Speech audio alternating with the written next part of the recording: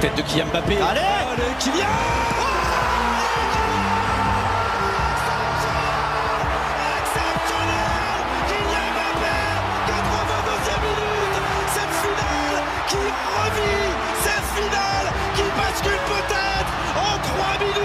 La première Marseille est en train d'aller chercher l'or et le record du monde. Et la meilleure performance de tous les temps. Léon Marchand, impérial au pays du soleil levant. Léon Marchand explose le record du monde. Oh, bien joué. Allez, le doublé. C'est hallucinant ce que nous vivons aujourd'hui à Twickenham. La barre des 50 points, c'est un triomphe. Vive les Bleus, vive la France. Le Campus Sport Club, 23h minuit, sur Radio Campus.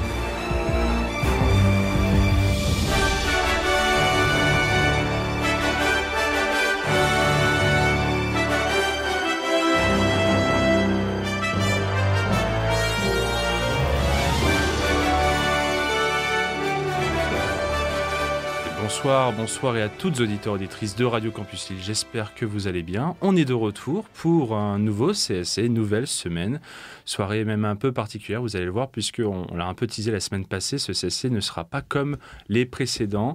Pour m'accompagner ce soir, évidemment, je ne suis jamais bien seul. Maxime Paulin, comment tu vas ? Salut à tous, bonsoir à tous. Moi ça va très bien, et toi Adrien ? La forme ? Ouais, ça va. Je suis un peu fatigué. On est en vacances, donc ça fait du bien. On est fatigué pour des raisons bien différentes ce soir. Hugo Marceau aussi avec moi, comment tu vas ? Bonsoir tout le monde, ça va très bien. Et enfin, le meilleur et celui qui risque de nous faire un sacré show ce soir, Thomas Palmier, comment tu vas ? Salut Adrien, bonsoir à tous. Ouais, c'est bon, je m'en fiche, je tacle direct sur l'état des gens et je me dis que... C'est de la radio, c'est l'avantage. Ah, on ne voit pas. Oh, bah, pas encore.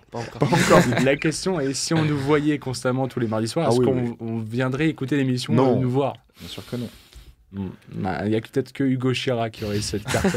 On l'embrasse. Ouais. Mais lui, il ferait des podcasts un peu bachelor, un peu... Voilà.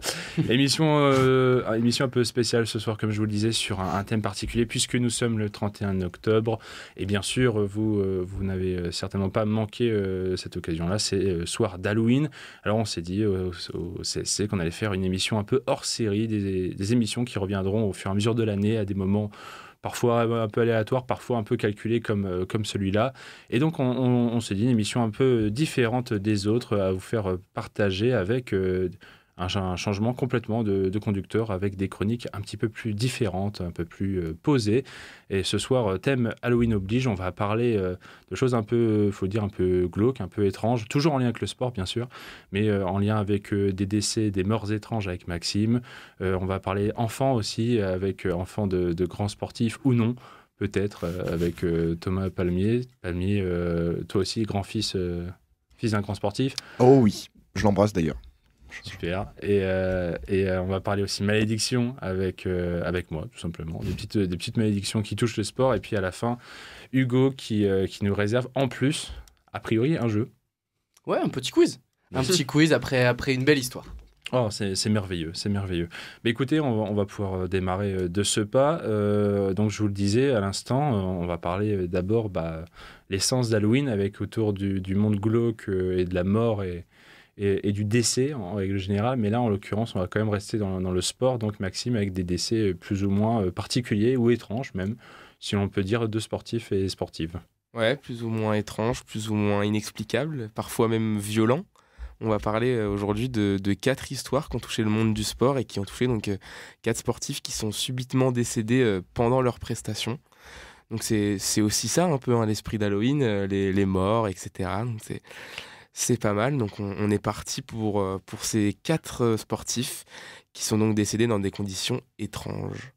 Et donc pour débuter ces petites histoires, on va faire un long retour en arrière et on va se retrouver en 1912 avec une citation « Soit je gagne, soit je meurs ». C'est les mots du marathonien et porte-drapeau portugais de l'édition 1912 des Jeux Olympiques. Il s'agit de Francisco Lazzaro, Et pas de bol pour lui, le destin a choisi la deuxième option, donc la mort. Et ouais, il était l'espoir du du Portugal pour sa première participation au JO à Stockholm, et on aura eu droit au premier JO des Portugais par la même occasion, au premier et dernier de Lázaro. Donc comme vous le savez, au JO, tous les athlètes sont amateurs, et donc ces derniers étaient charpentiers de métier dans une usine à Lisbonne, et également très bon coureur, 3 fois champion du Portugal sur le marathon, et donc il était âgé de 21 ans. Vous en connaissez, vous, des charpentiers bons coureurs dans votre entourage? Non, je connais des charpentiers, mais des qui courent derrière, c'est que non. Aucun des deux. Ça Ni des bons coureurs, ni me charpentiers. laisse pas présager qu'un charpentier ait de l'endurance. Oui, oui, le Et- combo est assez insolite, mais Mais après, au Portugal, ça marche du feu de Dieu. Donc, Bon, ça marche du feu de Dieu.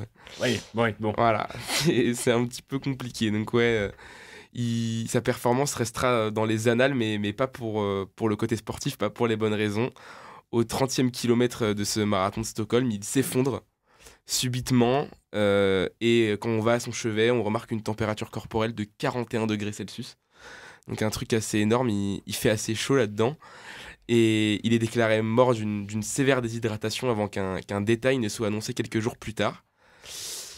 Pour améliorer ses performances, le jeune coureur de 21 ans avait enduit son corps de suif, donc une cire composée principalement de graisse de bœuf qui a en fait totalement empêché la sudation de se faire, et donc toute la sueur est restée dans son corps et il est mort de déshydratation.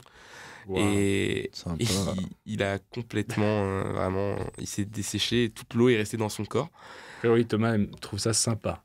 Non, Définis un peu. non, j'essaie d'imaginer, mais c'est quand même énorme. Mais c'est le dopage de l'époque, quoi. Ouais, c'est ça. Un Alors, dopage qui a un peu mal tourné. quand même. Dopage, alors pas vraiment, parce que ça booste pas la truc, mais lui, dans sa tête, ça le freine moins que les autres. Ouais, c'est ça. C'est ça. Mais en fait, C'est ça a tellement freiné son C'est organisme psychologique, que, ouais, c'est pas comme si tu dopais tes muscles, c'est que tu dis à ton corps par exemple, produire un peu moins d'acide lactique. Un truc Ouais, comme c'est ça, ça, tu vois, les c'est trucs. Je ne les connais Exactement pas suffisamment super bien en anatomie, vous allez vous rendre compte, mais. Exactement, donc voilà, au 30e kilomètre du marathon, il s'effondre et il meurt subitement de déshydratation. En sa mémoire, une statue à son effigie est présente dans les rues de la capitale suédoise, à l'endroit où le coureur s'est effondré, et son nom a été donné à une rue et également au stade du Sporting Lisbonne, donc Benfica. Donc voilà, ça reste dans les annales, pas mal pour une première au jeu, les gars, vous en pensez quoi? Première dernière. Ouais, c'est ça, première dernière, inédit. Puis je pense unique en son genre. Enfin, j'ai jamais entendu une histoire pareille de s'enduire de suif pour. L'avantage de ces histoires-là, c'est que comme c'est tourné dramatiquement, personne n'a réessayé la suivre derrière, donc au moins on a... Quelque part, c'est un précurseur et crash c'est c'est des crash cobaye tests. pour le- Tu vois, pour moi, exactement. c'est des crash tests. Tu les envoies tenter un truc et puis bon, ça marche pas. Oui, c'est la jurisprudence. Au moins, c'est... Jurisprudence, je pense que pour le exactement. coup, ça sera une fois, pas deux, quoi. Exactement. Super. On passe donc à notre deuxième histoire. On avance un peu dans le temps et on se retrouve en 1923. Petit aparté, je pense que vous connaissez tous les trois, et à nos auditeurs qui nous écoutent, J'espère, sinon tu nous mets une pression. le jeune basketteur français Kylian Hayes, qui est meneur aux Pistons de Détroit. Cholet, exactement, ouais. Eh bien, sachez que l'un de ses homonymes américains a lui aussi été un sportif, et dans une toute autre discipline. Donc aujourd'hui, je vais vous parler de Frank Hayes, un Irlandais d'origine. Pas Frank Hez, hein. Non. Non, c'est pas le même. Et pas Kylian Hayes aussi. Non, c'est Franck. C'est Franck. pas le même, c'est Frank, exactement. Un jeune jockey amateur, voilà, qui était irlandais d'origine, mais expatrié aux États-Unis, et qui a connu lui aussi un destin bien tragique, mais qui possède un record assez exceptionnel, et je vous en parlerai un peu plus tard. Donc il n'a jamais été professionnel, et lui il était connu justement pas du côté sportif mais plus du côté coaching. C'est-à-dire que lui il était vraiment autour des chevaux, il s'occupait de tous les chevaux de course, etc. Il était considéré comme un expert dans la catégorie amateur pour s'occuper parfaitement des chevaux.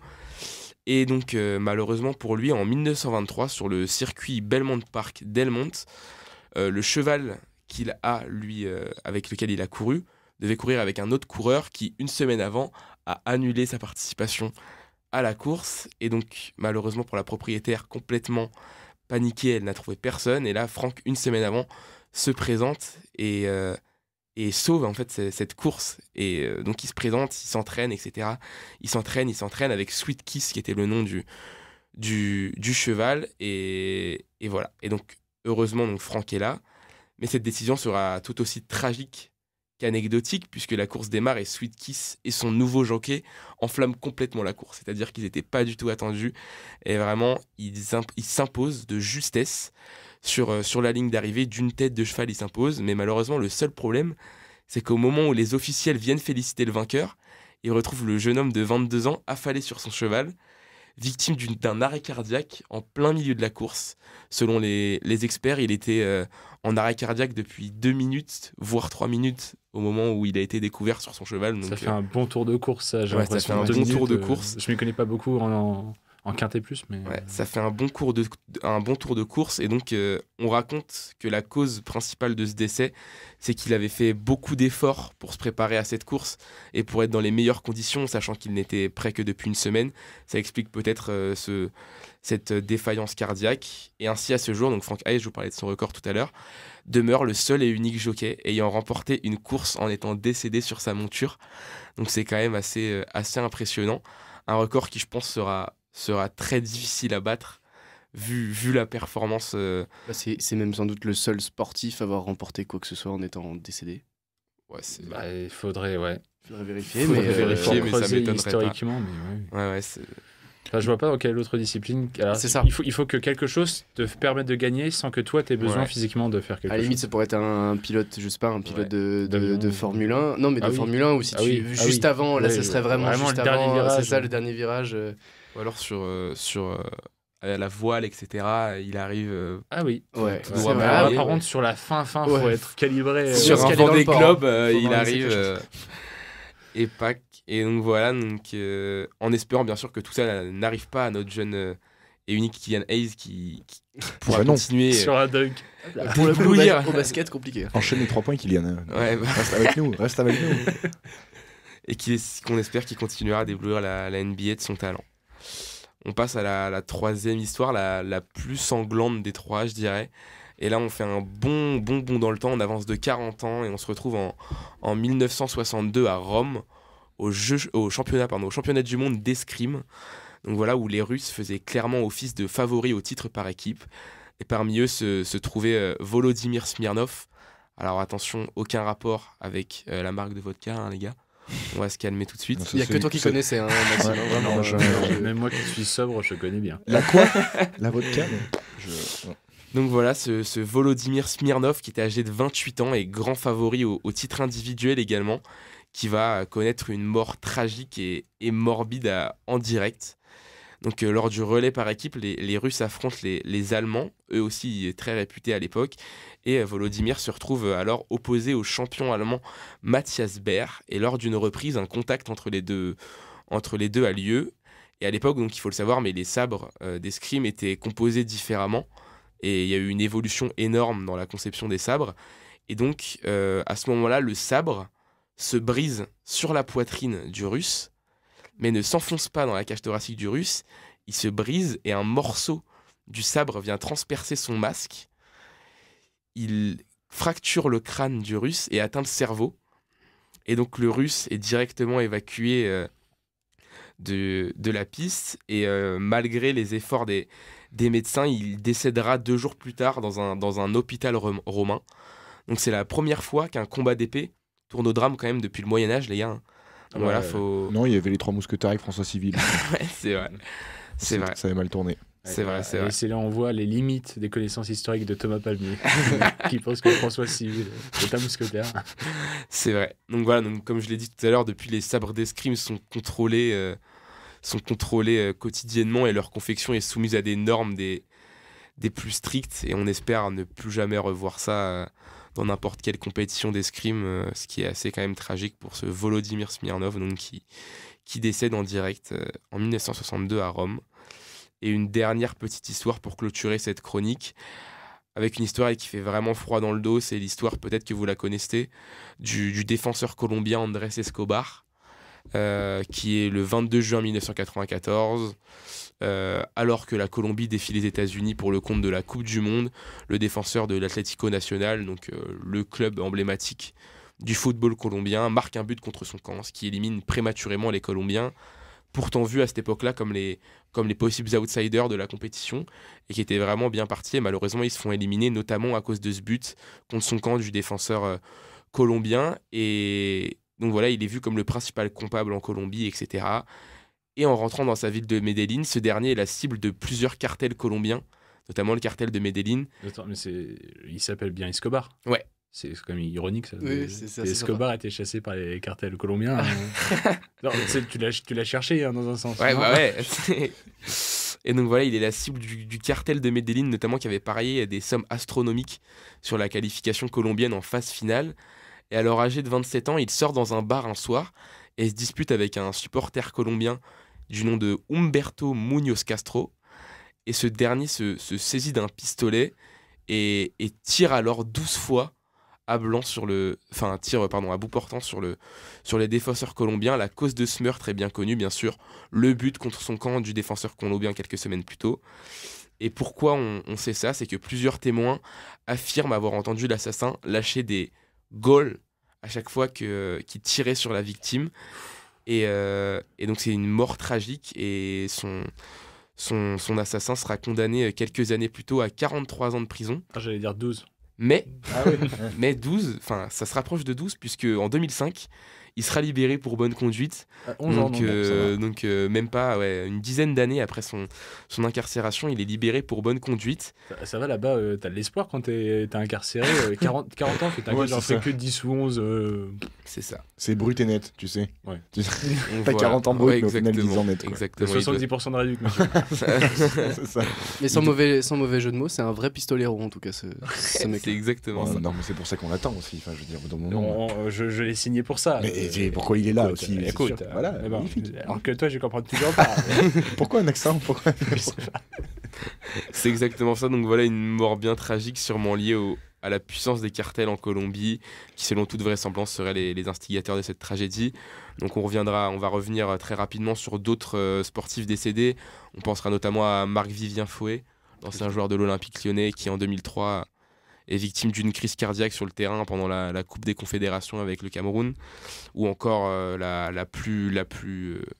dernière en date en 2015 sur le Grand Prix de Suzuka à Tokyo, où malheureusement Jules Bianchi décède des suites d'un impact avec une dépanneuse présente sur le circuit 9 mois après cet impact et 9 mois après un coma long et douloureux. Ses proches décident d'arrêter tout simplement ce coma et de laisser Jules partir. Donc voilà, c'est plus tragique encore, mais voilà, j'aimerais savoir, moi, selon vous, laquelle de ces 4 histoires est la plus glauque de ce moment-là, et pourquoi?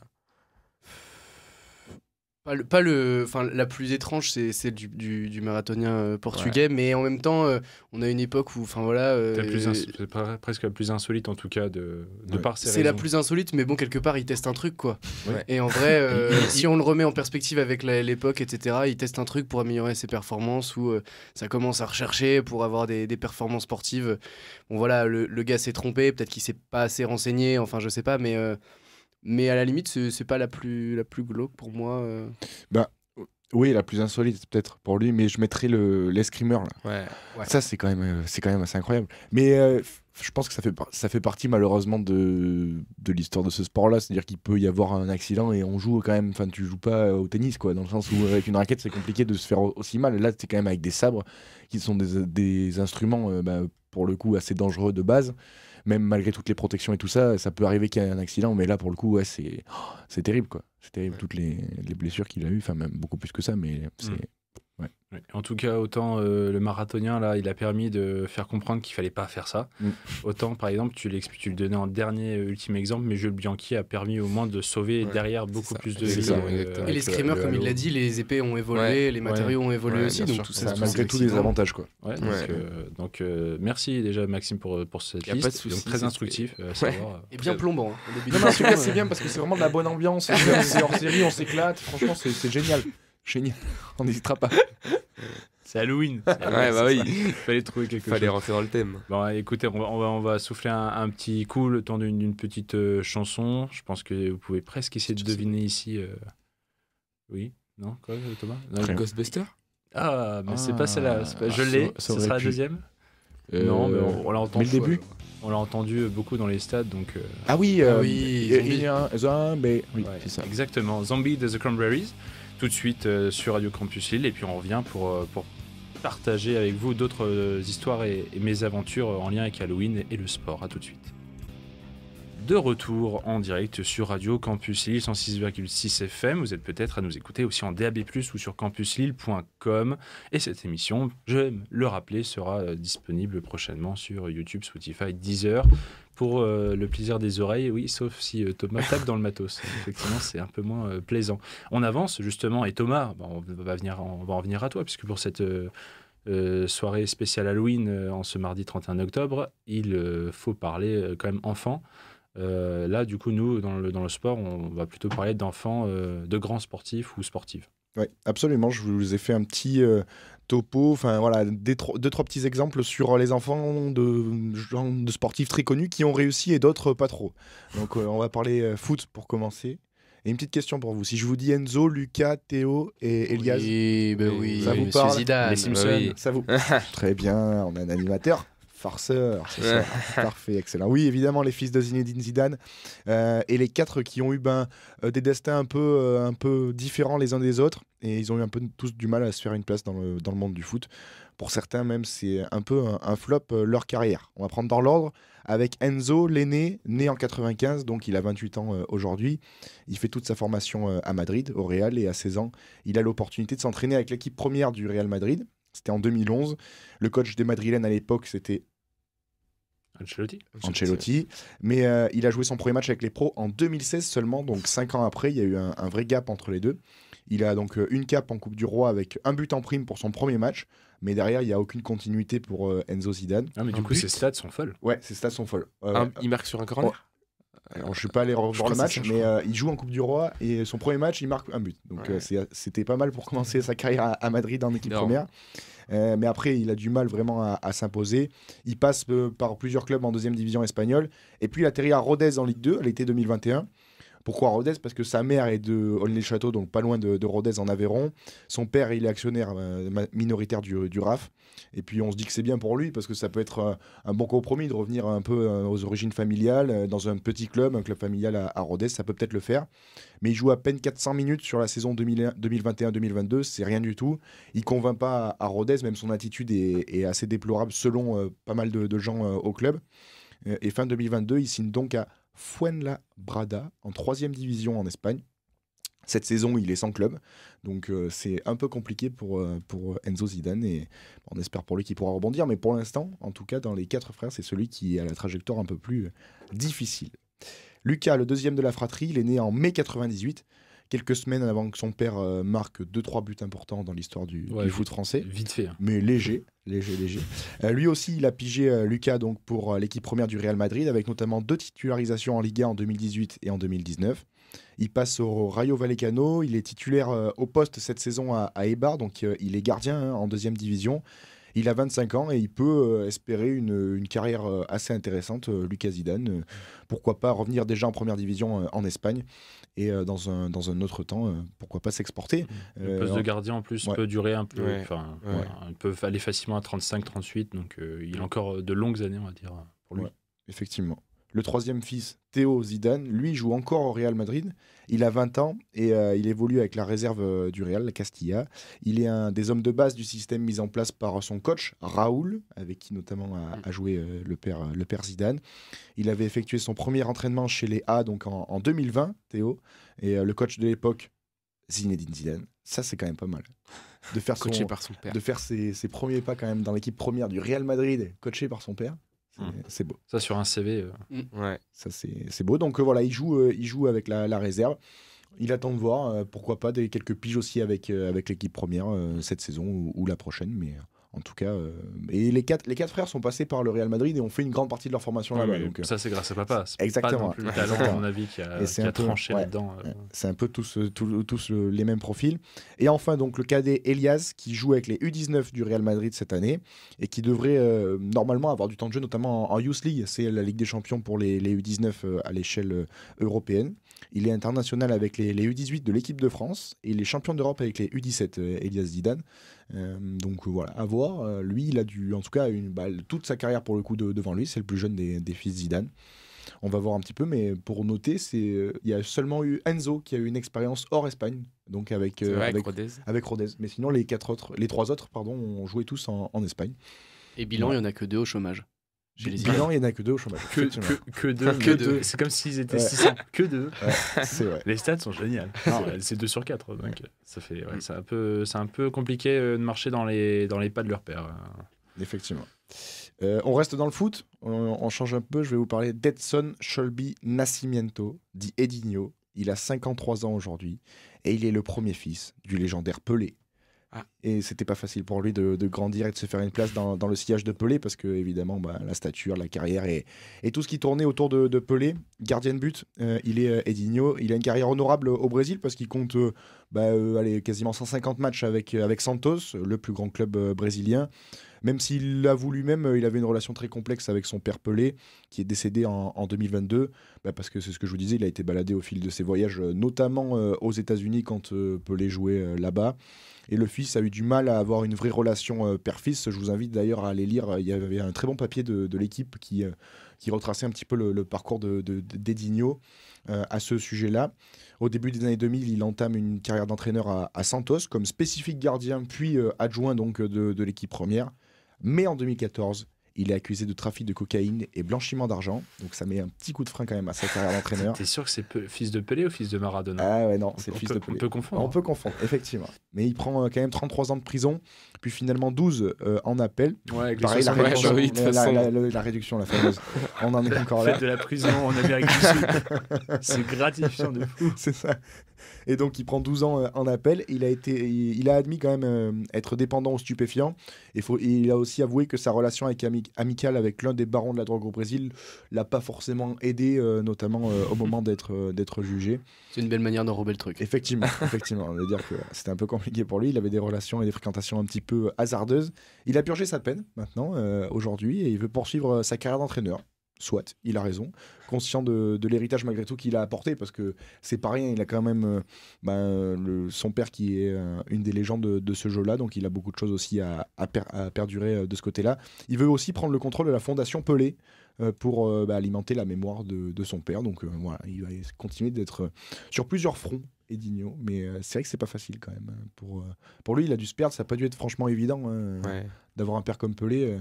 Même, il n'y avait pas papa à la maison, quoi. Puis Pelé, un peu aussi reconnu pour son talent inné, comme s'il était né avec un ballon au pied. Edinho, c'est sûr que peut-être s'il n'a pas eu une enfance un peu compliquée, a priori, à suivre, en tout cas, son père, à faire selon son père, peut-être que lui aussi, peut-être par manque de travail ou juste d'être posé dans la vie, d'avoir juste une passion, puis d'avoir un peu plus d'argent, un peu plus de luxe, peut-être que ça l'a pas forgé autant que son père, et surtout dans ces années-là, je veux dire. Ouais. Et son père l'avait aussi un petit peu renié, forcément, parce que en plus, la relation... avec ses différents et ses petits problèmes, on va dire extra-sportifs, notamment, Edinho, son père avait un peu de mal à l'accepter aussi. On change de sport, mais c'est pas facile non plus d'être le fils d'un septuple champion du monde. Mick Schumacher est né en 1999 à Vufflin-le-Château, en Suisse. Et il a choisi d'être pilote automobile, comme son père.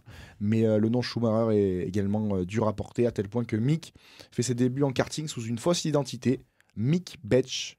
Et on remercie maman pour le nom de jeune fille, bien sûr, qui prête à cette occasion, et qui est un peu plus discret que le nom Schumacher.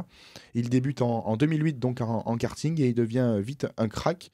En 2014, il devient vice-champion du monde de karting sous le nom Mick Junior. Il a encore changé entre-temps. On dirait vraiment c'est un rappeur. C'est des volumes. Effectivement. Il a mûri, on va dire ça comme ça. Et l'année d'après, donc, il prend vraiment le nom de son père et il fait ses débuts en 2015 en Formule 4 allemande. Il enchaîne en Formule 3 et décroche sa première victoire à Spa-Francorchamps, comme son père en 92, mais lui qui était en Formule 1. Il enchaîne avec la Formule 2 en 2019, Formule 1 en 2020 avec Haas, et en 2 saisons de F1 avec l'écurie américaine, il ne termine que 2 fois dans les points sur la grosse quarantaine de Grands Prix qu'il a disputé. Cette saison, en 2023, il est pilote de réserve chez Mercedes, Mick Schumacher. Plusieurs bruits de couloir l'annoncent dans le championnat du monde d'endurance, notamment pour l'année prochaine. Mais là, pour le coup, lui, c'est vraiment compliqué de faire rebondir sa carrière. Il y a eu 2 saisons à F1, mais là, c'est compliqué. Bah, après, être fils de ne garantit pas un talent dans un sport ou dans un autre. Donc voilà, c'est un sportif comme plein d'autres existent qui n'arrivent pas pour l'instant à faire sa place et n'arrivera sans doute jamais à faire sa place au plus haut niveau en Formule 1 du moins. Voilà. Il y a peut-être une chose en tout cas qui est un peu particulière avec ce monde-là, surtout la Formule 1, c'est que notamment pour les débuts, même on parle de Formule 3, 4, même en karting, on a eu les témoignages d'Esteban Ocon, de Pierre Gasly, qui sont de familles beaucoup plus modestes, normandes. Il faut mettre de l'argent, faut avoir des sponsors, faut avoir la notoriété. Donc là, grâce au nom de papa, l'avantage, c'est que lui, il a pu au moins avoir l'avantage de tracer sa route très facilement, de se faufiler, alors que d'autres ont un peu dû cravacher, ont dû avoir des parents. On parlait de Jules Bianchi avec Charles Leclerc, même si Leclerc est monégasque, tu vois, c'est pas donné à tout le monde non plus de faire son trou dans le kart international pour ensuite être vu et avoir la visibilité pour faire de la Formule 4, 3, 2, 1. Donc lui, au moins, il a pu sortir son nom quand il voulait et je pense qu'il n'a pas eu trop de difficultés à avancer dans ce sport-là. Ouais. Mais peut-être que ça l'a réconforté aussi. Oui, c'est sûr. Le talent n'est pas... C'est sûr. Mais son nom, c'est ce que tu disais, Hugo, son nom lui a peut-être offert une place dans un premier temps et l'a un peu pistonné.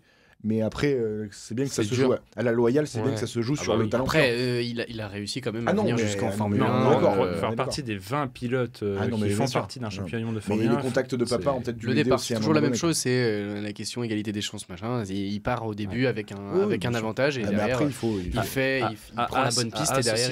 Si je dis pas de bêtises, il fait la paire avec Nikita Mazepin au début et il faut savoir que c'est aussi en lien avec leur gros sponsor de l'époque, où ils avaient le milliardaire russe Mazepin qui a glissé son fils.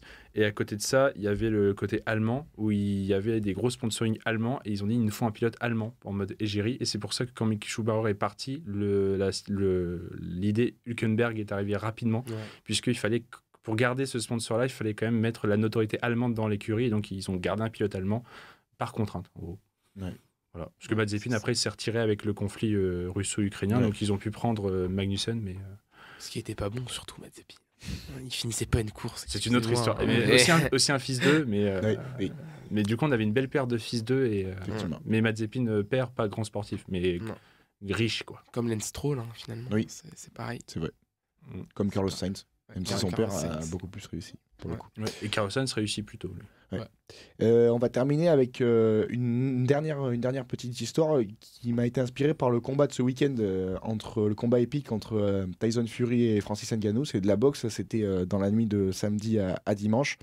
Et faire le même sport que son père, c'est parfois tentant. Leila Ali a 35 ans. Elle est l'une des 9 filles de la légende de la boxe, Mohamed Ali. Elle a choisi de pratiquer le même sport que son père, malgré le désaccord total de Mohamed Ali, qui était vraiment contre. Il disait qu'il ne voulait pas voir sa fille là-dedans parce que trop dangereux, parce que trop de contraintes. Malgré tout, Leila commence la boxe à 18 ans. Elle fait son premier combat en 99 à New York, devant 3000 personnes. Et elle choisit la boxe anglaise comme son père. Et elle bat son adversaire en 30 secondes pour son premier combat. Donc déjà, elle donne le ton. Elle enchaîne 8 victoires derrière de suite. Elle commence forcément à se faire une petite réputation. Et elle va croiser le chemin d'une autre fille d'eux. C'est Jackie Frazier, la fille de l'immense Joe Frazier. Et donc donc un combat est organisé entre les deux parce qu'évidemment, ça fait monter la sauce aux États-Unis. Tu peux sortir les noms, Ali contre Frazier. Voilà, c'est ça exactement. Ça passe nickel pour le référencement, c'est top. Et ça se passe en 2001, donc le combat, toujours à New York. Un combat, bien sûr, en Mondovision, remporté par la fille Ali à la décision des juges. Là, pour le coup, le combat a duré beaucoup plus longtemps, pas seulement 30 secondes. Donc, jackpot sur le fond et la forme, une soirée parfaitement réussie. Leila Ali, elle a été plusieurs fois championne du monde. Entre 2002 et 2007, elle a gagné tout ce qui était possible dans sa catégorie des poids moyens. Et elle n'a jamais connu la défaite avec 24 victoires en autant de combats.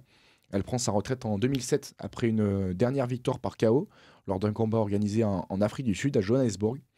Et donc une carrière magnifique, mais qui n'a même pas pour le coup été entachée ou quoi que ce soit par le nom Mohamed Ali. Et malheureusement, dont on n'entend pas tant parler que ça, parce qu'en plus, avec l'UFC, toutes ces disciplines-là, on parle beaucoup quand même des grandes femmes combattantes qui émergent.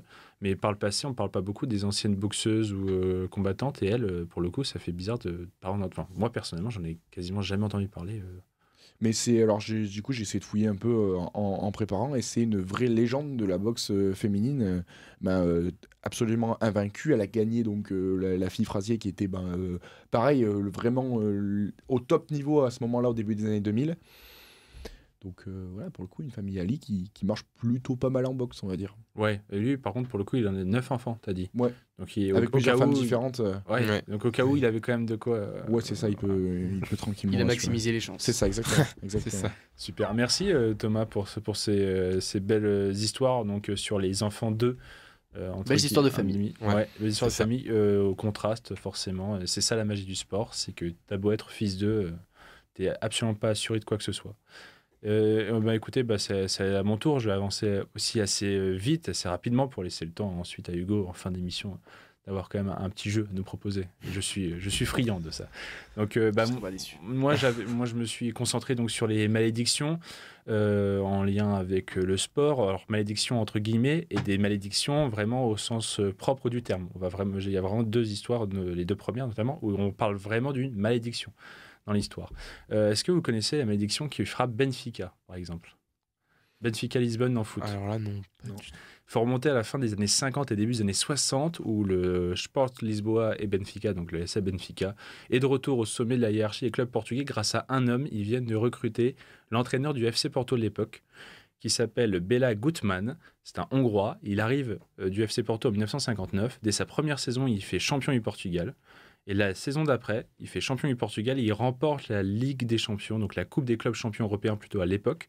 Et il conserve le titre européen une 2e année. C'est-à-dire que le monsieur, il débarque, il est champion du Portugal, donc il les remet déjà au niveau hiérarchique national. Et en plus, il est doublement sacré, alors qu'à l'époque, la seule équipe qui venait de gagner la compétition, en gros, c'était le Real Madrid, puisqu'il venait de gagner 5 fois de suite la compétition à son lancement en 56 face à Reims et d'autres. Donc lui, il arrive, il installe ça direct. Il dit, OK, Benfica, empire du milieu. Donc en 62, légitimement, il va voir ses dirigeants. Il dit, prime, je sais pas, on va négocier les termes. Je reste, vous êtes au sommet, vous pouvez pas rêver mieux. Et ces demandes, a priori, sont un peu grosses, ou en tout cas pas appréciées par la hiérarchie qui dit, non, on veut pas te rehausser, on te garde où t'es. Du coup, il claque la porte du club et il aurait déclaré en tout cas, je m'en vais en vous maudissant à partir d'aujourd'hui et pour 100 ans, Benfica ne gagnera plus jamais une Coupe d'Europe. Résultat des courses, Benfica a perdu toutes ses finales européennes depuis 62, c'est-à-dire qu'ils ont perdu 5 finales de Ligue des Champions ou de C1, parce qu'à l'époque donc, c'était un ancien terme, en 63, l'année d'après, 65, 68, 88 et 90, et ils ont même perdu 3 finales de C3. Les 3 seuls qu'ils ont disputés, en 83 quand c'était la Coupe de l'UEFA et en 2013-2014, les plus récentes, dont notamment la 2013 avec ce but dans le temps additionnel d'Ivanovic de Chelsea. Et là, on a vraiment... OK. Donc, pour vous dire, ça fait 61 ans, donc encore 39 ans à purger. Est-ce que ce monsieur est décédé? Je crois que oui, qu'il est décédé. En 61 ans, je pense que le monsieur... Ouais, ça peut pas être le marabout de Pogba. Non. Non mais on aura pu. Elle est belle. Ok. Je l'ai pas mis celui-là parce que voilà, je voulais chercher d'autres histoires un peu plus croustillantes. Est-ce que vous connaissez aussi la malédiction vaudou qui aurait frappé l'Australie? L'équipe de foot encore d'Australie. Ah, l'équipe de foot d'Australie? Ouais. Non. Non. Imaginez-vous que là, il y a un tout petit peu moins d'un an, donc l'Australie participait bien à la Coupe du Monde 2022 au Qatar. Elle était même dans le groupe de la France. Elle avait arraché sa qualification en barrage internationaux avec le Pérou, dans un match fou en plus. Tir au but, je crois. Au tir au but avec des arrêts. C'est les gardiens qui voilà. Et donc ce mondial-là, c'était leur 5e consécutif et le 6e de leur histoire. Sauf que entre le premier et le 2e, il y a un gouffre gigantesque de 32 ans. Et pourquoi? La raison, elle serait assez folle. Il faut remonter à la fin donc, des années 60, là encore, lorsque les Soceros, le surnom de l'équipe australienne, jouent sa qualification pour le mondial 1970, qui se jouera au Mexique. Et ils vont en Rhodésie, qui est aujourd'hui le Zimbabwe. Ils vont là-bas, ils doivent gagner en match aller-retour et ils font 1-1 au premier et 0-0 au second. Et là, à l'époque, il n'y a pas des schémas de prolongation, tir au but, tout ça. Il faut jouer un 3e match. Et l'équipe sur place, l'équipe sur place est en Afrique et se dit mais c'est pas possible, on n'arrive pas vraiment à passer, on n'arrive pas à gagner un match contre une équipe pareille parce qu'ils se sentaient vraiment nettement supérieurs. Et surtout, ils trouvent que le gardien en face est vraiment beaucoup trop fort. Et ils en discutent entre le capitaine de l'époque, qui s'appelle Johnny Warren, et qui fera toutes ses déclarations dans un livre publié en 2002, comme des mémoires sur cette période-là notamment. Et lui et le staff entendent parler d'un journaliste qui leur conseille de rendre visite à un docteur, un ami, entre guillemets, un docteur, qui pourrait user de magie noire. La bonne idée. L'idée, c'est qu'il enterre des ossements sous les buts en jetant un sort au gardien rhodésien, expliquera Warren dans ses écrits. Le lendemain, 3e match, le gardien se foire complètement, sort sur blessure après un choc et l'Australie se qualifie en gagnant 3-1. Sauf que avant de voir les Sauceros repartir, le fameux docteur estime qu'il est quand même nettement en lien avec cette victoire. Donc il demande 1000 livres. Et l'Australie, les joueurs, pas forcément avec des sous en poche, et puis non, avec leur posture de grands pseudo-occidentaux, l'Australie, ils disent non, on ne paiera pas. Du coup, il les a poursuivis. Alors, je vais reprendre une citation. Il nous poursuivait partout et criait que s'il n'était pas payé, il nous jetterait une malédiction, toujours selon les dires donc, de Warren. Dans la foulée, l'Australie doit passer une ultime épreuve. Et là, on parle vraiment du dernier barrage avant la Coupe du Monde 70. C'est face à l'Israël. Et là, ils se foirent et ils perdent. Ils font 0-0 au match aller et 1-1 et 1-0 au match retour. Donc, ils sont éliminés juste avant d'aller au Mondial 70. Donc, pas de Coupe du Monde à ce moment-là. Ils arrivent quand même à participer à la Coupe du Monde 74. Et c'est la première, sauf que 0 victoire, 0 but marqué dans cette phase de poule. Donc la première est épouvantable pour eux. Ils commencent à se dire, tiens, c'est bizarre. Et à partir de 74, pendant 32 ans, l'Australie ne remettra plus un pied en Coupe du Monde et échouera à chaque fois au barrage ou en qualification d'un rien. Donc pendant 32 ans, la malédiction est tombée. Pour vous dire, il y a un sondage qui a été réalisé en 2004 en Australie, à l'aube des qualifications pour la Coupe du Monde 2006. Et des milliers d'Australiens ont répondu et plus de 50% d'entre eux jetaient la faute de la non-qualification sur un sort lancé par le sorcier à l'époque.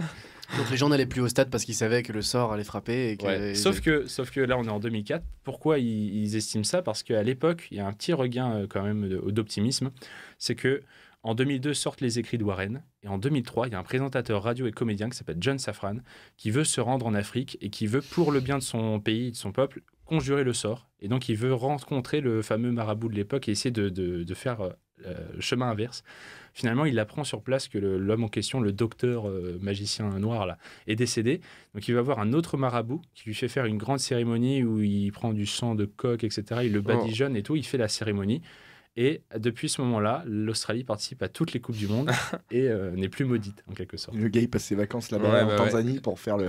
Voilà, ça c'est les deux grandes histoires de vraies malédictions que j'ai trouvées dans le sport. Il y en a certainement d'autres.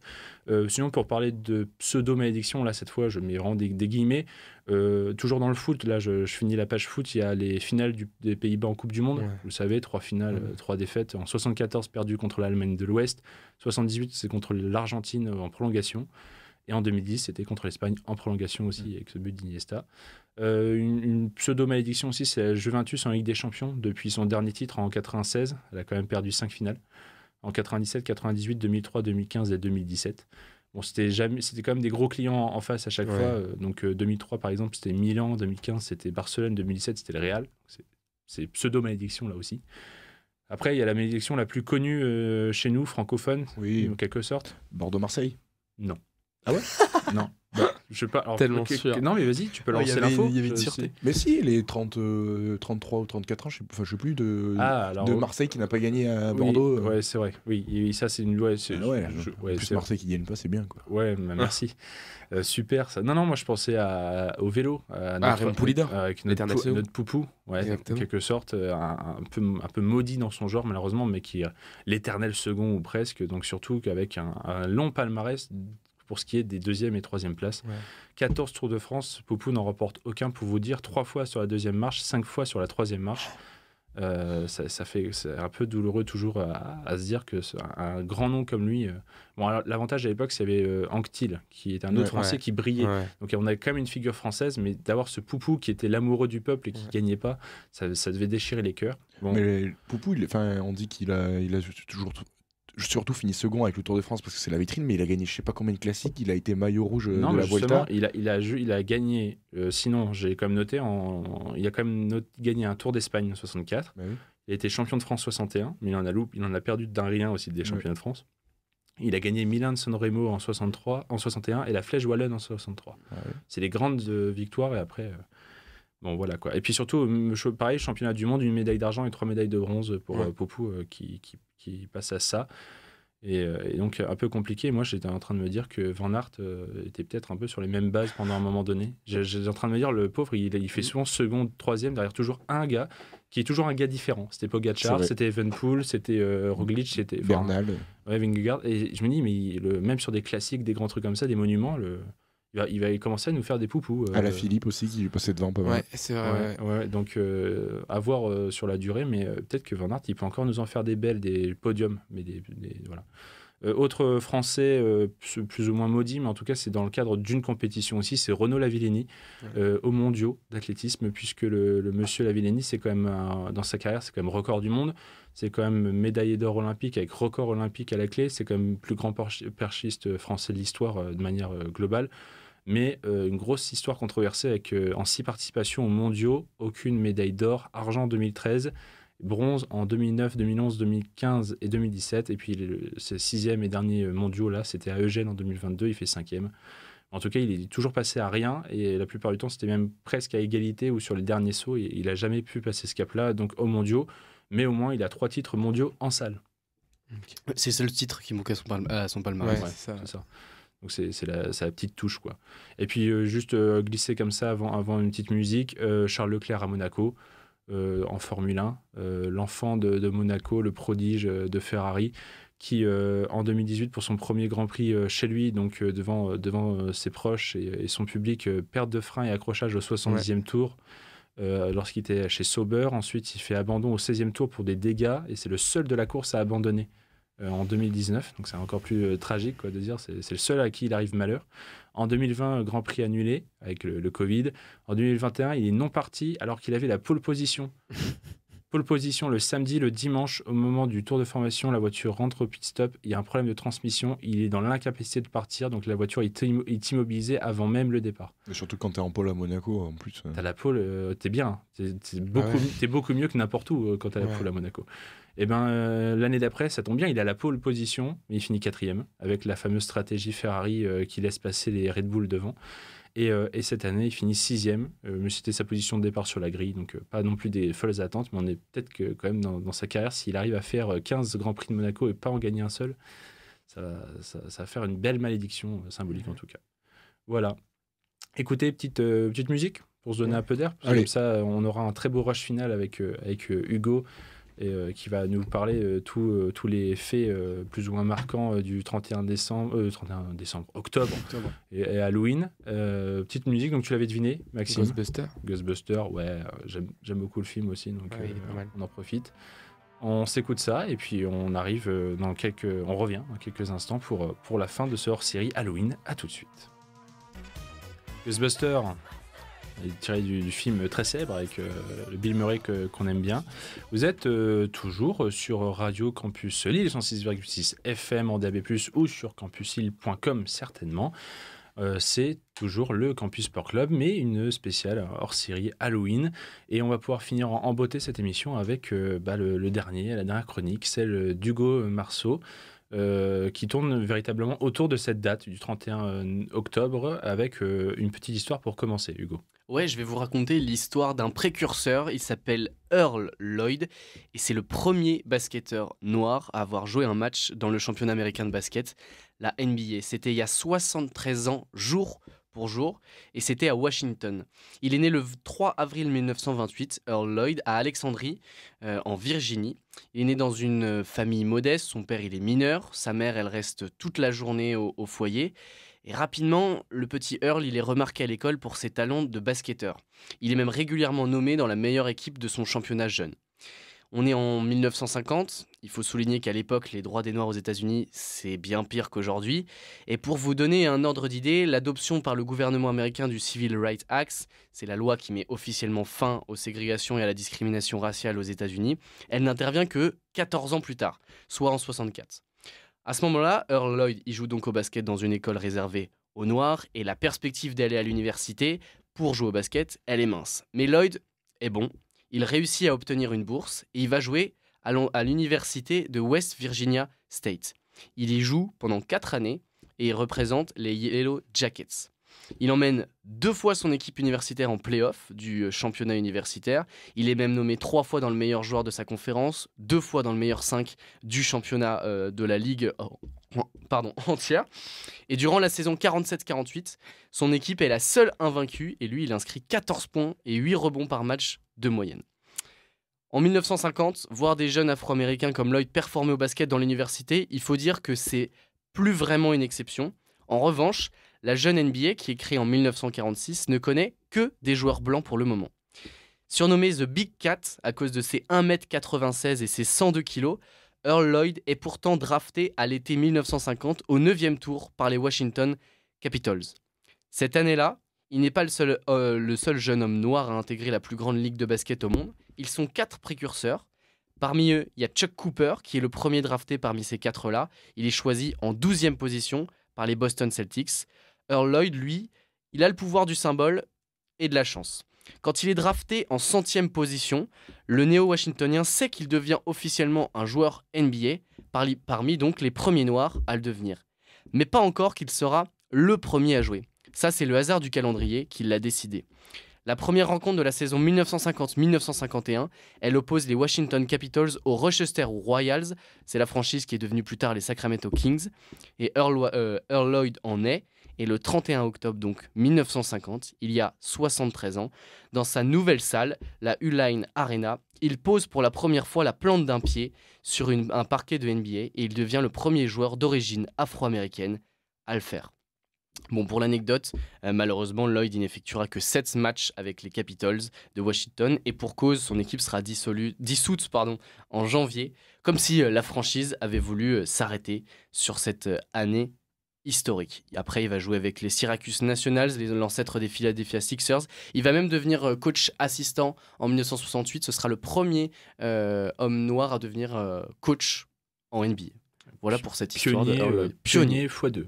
Absolument, double pionnier.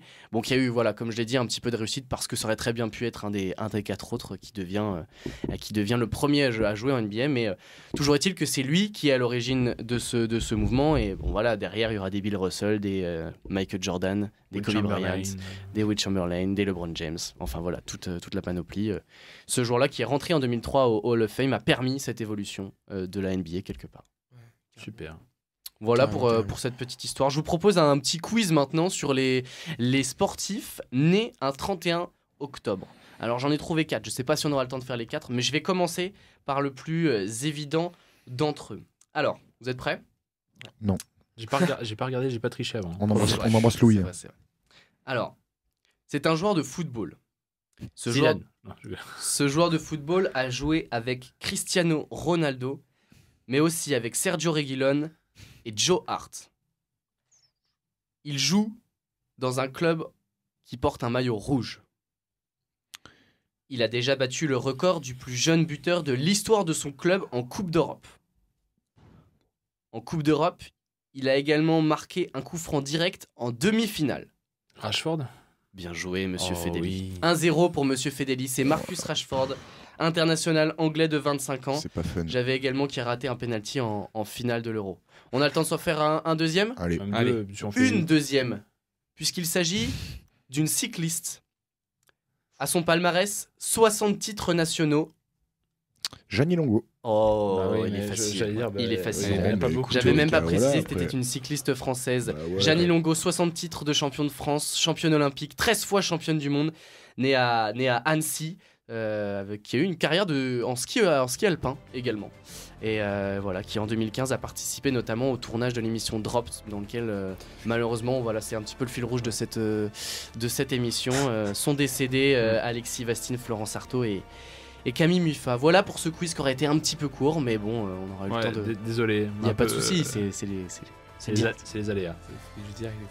Ouais. Merci beaucoup à vous trois pour ce hors-série Halloween vachement sympa. avec plaisir. Merci à C'est vrai que de base, on n'était pas sur certains d'avoir assez de matière. Finalement, c'est Oui, il y en avait correct. en réserve encore. Oui. Et n'oubliez pas, mangez des bonbons. C'est important. Pour les caries, pour alimenter nos dentistes. Merci à vous trois. Donc merci Maxime, Hugo et Thomas pour ce hors-série. Le CSC revient de toute manière dès la semaine prochaine, 23h minuit comme d'habitude. Et puis d'ici là, moi je vous dis sportez-vous bien. Bye bye tout le monde.